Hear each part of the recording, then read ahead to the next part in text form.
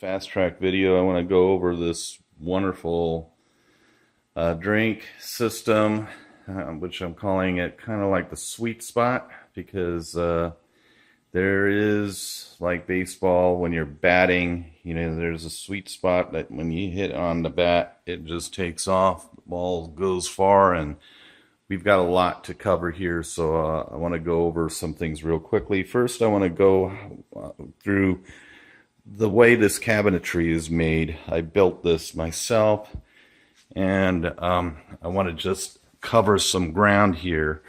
This is like an upside down table here mounted onto the wheels, and it's at 21 inches.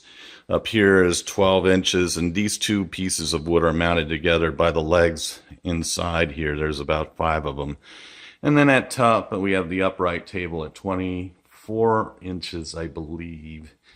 I know it's more than 21. So that's the way I have it. And these are all detachable, so they come apart. The wheels support about 375 pounds each. Compliments to Home Depot for the wood. And I got some of the Minwax cherry color, you know, so that matches the rest of the cherry color stuff I've worked in the house here. So anyways, moving forward, I got a refrigerator that I'm not really using right now. We got a 5-gallon jug of water that's running through a Flojet 5000 system, which if I move up a little bit, you can see that it's tucked way back there. And the way I had this thing kind of set up, I wanted to have more room over here to do different things. I haven't really integrated it into anything fancy. The ECM Synchronika is set up for a plumb, water coming in from the jug below, and water being disposed through the tray to the Home Depot bucket in the back. So that's how I have it set up here. I got these double wall glasses. Some of them are 15 ounce, some of them are 12, and some of them are just like 10. I got some smaller ones here, which I'd like to make use to, but I may have to get a single dose portafilter setup on that.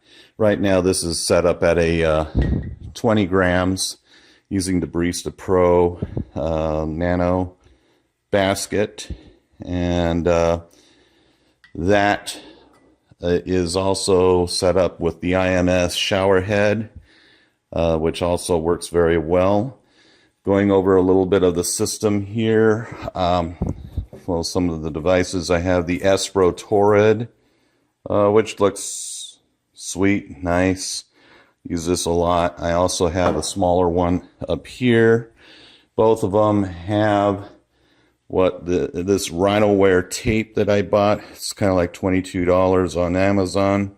And I went with this route because sometimes when I'm if I'm extracting and brewing at the same and frothing at the same time, it's hard for me to balance all of that together. So having this Rhinoware on tape on this on the picture helps me dial in the temperature so that I can turn off the steam when I start getting around 148, 158. And you know, I can also control and turn off the extraction too when I get to the point where the time matches the 2-to-1 ratio. We'll get to that a little bit momentarily here. I also have the Rattleware glasses. These things are really, really good. I love these a lot. I need to get more, and they're very hard to get right now. Backtracking a little bit before I get to the machines, I didn't touch base with this in regards to the water. I really believe that Whole Latte Love ought to stock these things. These are water hardening testers. I have tested this with the jugs over here, and I got 21 ppms. When I used the water in the sink over there, I got a 244 PMS, which is why I don't use regular water into the ECM, because the concern of ruining and damaging the boilers real fast. But if that was the case of a concern that the people that sell these, why is it that they do not sell these? I do not know. But I found something of a water hardness device. This thing works real well. What is interesting is when I do a water hardness test coming out of the ECM, I got 24 ppms off of the Glacier Water that I bought from the store, which is on that jug down below right there. So it's very interesting. I think Latte Love can talk to people about water hardness a little more and have a video on that. I have the Acaia Pearl over here. I use that heavily for tearing the beans. I don't really measure out the liquid with that. I'm kind of balancing it off with what's measured on the Rattleware. If I at a 2-to-1 ratio at 18 grams, I'm trying to get, if I look at these measurements again, these are in milliliters. Milliliters are equivalent to grams. In other words, 40 milliliters equals 40 grams. So I'm looking somewhere of getting an extraction close to 40 grams on a 2-to-1 ratio, a little less than that. So I can measure that as opposed to scaling. You know, it's a little, because this is a pearl, it's not the lunar. And so if I put that on here, I could end up burning out the device. So moving forward, I got this primarily for the milk. So I measure my milk, I pour it in here, and then I do, because this does not really give me an accurate, the only thing I don't like about the Espro is that it's not really marked what these things are on the inside or on the outside. But I just pour in my measurement on the milk, drop it in there, and froth it. This is one of the nicest things I have here is the the E37S Ceado. I was really looking at different grinders, but I didn't want to really spend a lot of money. And for what I was getting here, this is the 2018 model. It just works really good. I've been testing this thing. I was amazed at one time I got 18 grams in and 18 grams out. And the way I have this set up without the bean hopper is kind of like a single dosing or double dosing machine, where I could put 18 grams in here, and I always do, and I get very close to 18 grams out. Note I think I still got to clean some things. I think someone was using this other than me here, so I got to find out, because I remember cleaning this thing earlier this week. So anyways, one of the other things I forgot to add in there was my Asso jack leveler. One of the things about the leveler is I've heard different stories about using the portafilter and level as all you need to do an extraction with your espresso machine. But I get channeling from the espresso machine, and that's why this here does, I can level my grinds from the Ceado, but then I need to pull out my tamper and tamp at least, not heavily, like 30 pounds. But this is where the experimenting I have to work on here with the leveler and the tamper. If I don't use the tamper, I get channeling every single time with the Barista Pro. I don't understand why that is. And I'm also using the IMS Showerhead, which was installed with the Cafe Works gaskets, which I don't know if you can see. Probably can see some of it up back there. The yellow, that's the shower head for that. Great machine. I have spoons in here, as you're probably wondering, what in the world are you using spoons for? And when I get my extractions, and usually I'm looking for quad shots, is I pour it into one of these double wall glasses, which are awesome. And from these double wall glasses, I can pour some of the Monin Syrups up here. Little word of thought with this. Maybe you only need to buy one or two, these things, because I don't really use a lot of it at one time. I don't know why I ended up buying so many of them, because I thought maybe flavors are really intricate and I can experiment a lot, but there's a lot to experiment just to dial in the espresso. So, with that being said, I can pour in the extraction in here along with the Monin, and then I put the milk froth in here and have myself a good latte. So, all right, moving over to the ECM Synchronika. Got some information on this. The steam, and it's a double boiler. The brew head is running with the IMS Showerhead. Great machine. I really don't want to end up ruining these machines in some way, shape, or form, so I don't really know. I'm trying to care for it as best as I can. Here's another device over here. There's a Vitamix A3500. This is an incredible blender. I've never ever seen a blender like this one before. And what I noticed with this blender, which is really cool, is it's got a tamper.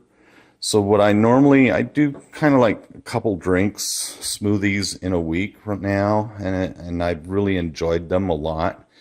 The smoothies are just nothing but fruits, bananas, pineapple, strawberries, and oranges, mixed with this raw honey that's up here. As you can see, I think I can get maybe 7 or 8 squirts of that stuff in, because I use a lot, because that's the only sweetness to add flavor to the fruit. But everything is genuine. You got the fruit, the honey, and the ice, and you get an awesome smoothie. I run it at about a minute, 15 seconds using the tamper, and I fill it all the way up. I use half a pineapple, cut it.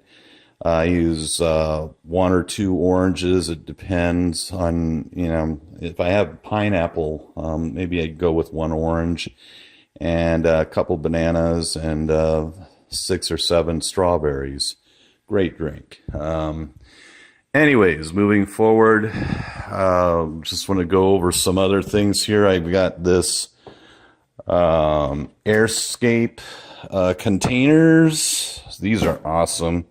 I had to look at what Whole Lotta Love had, and Asso, and a lot of different containers. This one I liked the most because it had 2 seals. This one here, and if you look in here, it has this black seal here where with a handle. If I open up the handle, I'm opening up the air waves inside of the seal. And if I close the handle, it closes.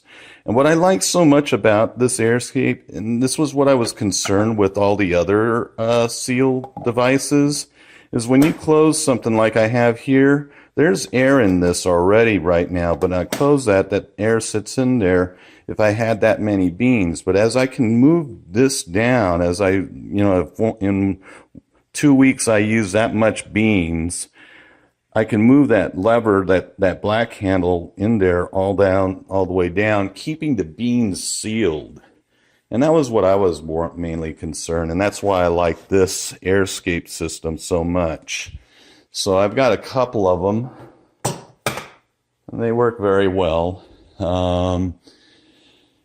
Let's see, I got some shot glasses here, which also work with the syrups too.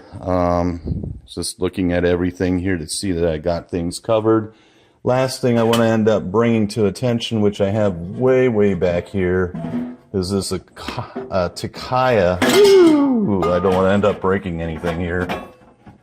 I'll just leave it back there. It's my 40-ounce fluid drink for my smoothies. I have 2 of them, and to be honest, they are cold all day long. I don't have to add ice or anything into that thermos container. drink container. It's 42 ounces. That's an awful lot, but I enjoy those smoothies an awful lot too. All right, so here we have the Ember mug. The things I like about this is that you can press this button, and no matter where you don't have to go fussing around while you're driving looking for where the drink hole is. It's all the way around this thing. So I love that a lot. That's the two biggest things I like about that, is that, and that I have it comes with a heated tray. I got an extra one for home and one for work. It's necessary to have it at both places. Why? Because here's the bad about this device. It does charge itself with the rings at the bottom. And the thing that doesn't work is it offers 1 hour on the road, and I'm like 80 miles from where I'm at to work. It does not work. It dies at about 30 minutes. But that doesn't make it a bad unit, because if I still have the coffee, I have half of it in there, and I'm at work, I can put it onto one of these trays, and it'll heat it itself up with the phone. And I got myself hot coffee until I'm finishing drinking it. So I like that a lot. We have the knockbox down there. Not too much adamant one way or another. I was thinking maybe I should put a knockbox built into the wood as opposed to anything else. There you have it. If you have any questions on anything, just let me know. This is part 1 of 2. I want to go through my workflow on this in another video. Bye.